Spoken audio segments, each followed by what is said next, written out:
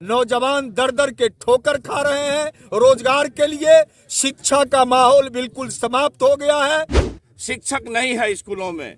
15 साल का शासन गुजरा है, 20 पुराने वाले हैं सुशासन बाबू। केंद्र की सरकार कारपोरेट प्रस्त है, जन विरोधी है और किसान विरोधी है। जब तक देश के शैतान मुखिया और तथाकथित चौकीदार हम किसानों को, खेत में जीने वाले लोगों को, खेतिहरों को वाजिब हक नहीं देगा, तब तक यह संघर्ष जारी रहेगा। यह सरकार पूरी तरह से जालिम है, मनुवादी है और यह सरकार किसान विरोधी है। एमएसपी को कानूनी जमा देने, खाद की किल्लत दूर करने व कालाबाजारी एवं जमीन की दाखिल खारिज, परिमार्जन, जमाबंदी एवं मालगुजारी में भ्रष्टाचार पर रोक लगाने आदि मांगों को लेकर आज यहां मधेपुरा समाहरणालय के समक्ष कला भवन परिसर में महागठबंधन के तत्वाधान में किसानों ने दिया विशाल धरना। मौके पर आक्रोशित किसानों ने केंद्र व राज्य सरकार के खिलाफ जमकर नारेबाजी की। धरना को संबोधित करते हुए सदर राजद विधायक एवं बिहार सरकार के पूर्व मंत्री प्रोफेसर चंद्रशेखर ने कहा कि देश में किसानों की नहीं, कंपनियों एवं पूंजीपतियों की सरकार है। उन्होंने कहा कि संसद के अंदर मोदी सरकार द्वारा प्रस्तुत बजट ने यह प्रमाणित कर दिया कि इस सरकार को किसानों, नौजवानों और गरीबों की कोई चिंता नहीं है। 2022 तक किसानों की आय को दोगुना करने वाली सरकार इसका जिक्र तक नहीं की। कुल बजट में कृषि और उससे जुड़े हुए गतिविधियों का हिस्सा 4.3% से गिरकर 3.8% हो गया। यह कॉरपोरेटों के लिए अमृत बजट एवं कामगारों के लिए विषैला बजट है। 10% किसानों से भी समर्थन मूल्य पर फसल की खरीद नहीं हुई। सरकार अपने लिखित वादे के 50 दिन बाद भी एमएसपी सुनिश्चित करने के लिए कोई कमेटी की गठन नहीं की। डिजिटल एजुकेशन एवं हाईटेक खेती फिर एक नया जुमला है।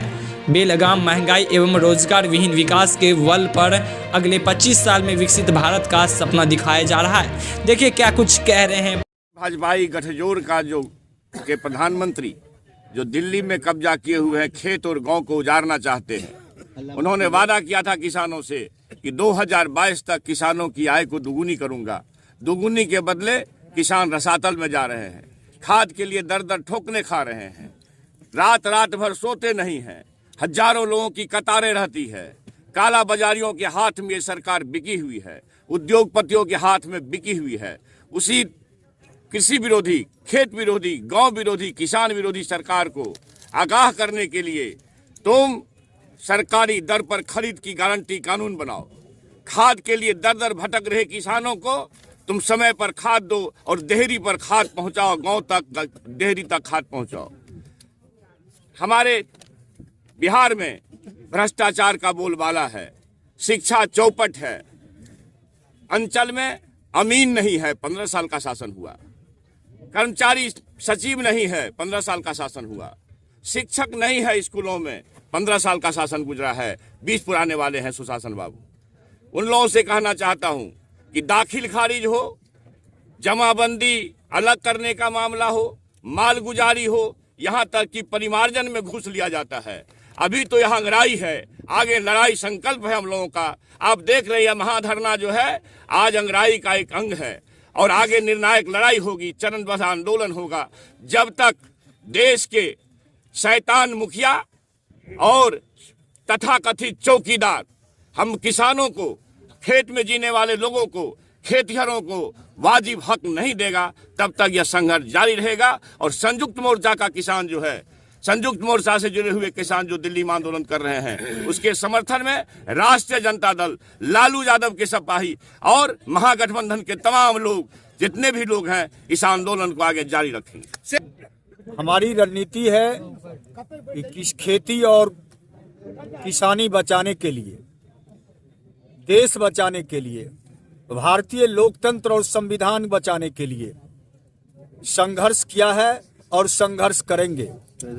एक बार पुनः साबित हो गया देश में कि केंद्र की सरकार कारपोरेट प्रस्त है, जन विरोधी है और किसान विरोधी है। ये अमृत काल नहीं, अमृत जाल चल रहा है। बजट जो पेश किया गया, किसानों को कुछ नहीं मिला, नौजवानों को कुछ नहीं मिला।